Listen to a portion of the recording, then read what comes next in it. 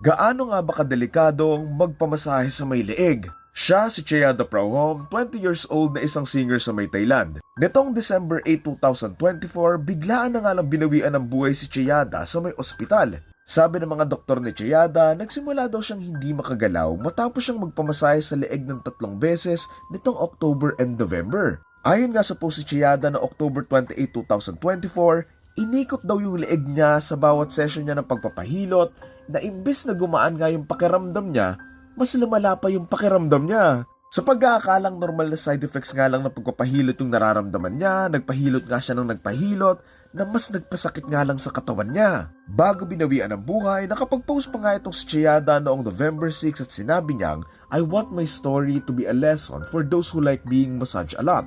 I must recover. I want to work already." Pero ayun nga, hindi niya na ito magagawa.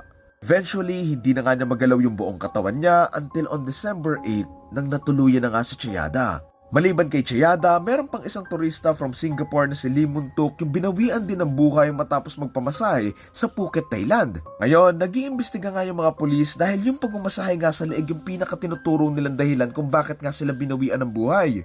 Even though legal naman yung pagmamasahe ginagawa nila, ayon pa din sa ilang expert, hanggat maaari daw, iwasang magpaganito kasi delikado daw talaga magpamasahe, lalo na kung sa may leeg.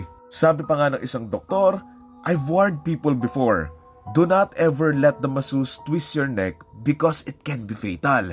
Ayon sa impormasyong nilabas ng ospital, binawian nga daw ng buhay si Chayada dahil sa blood infection and brain swelling. Samantalang si Lee Mintuk naman ay hindi na pina-autopsy ng asawa niya dahil ayon sa asawa niya, expected na rin daw yon given yung lifestyle ng asawa niya.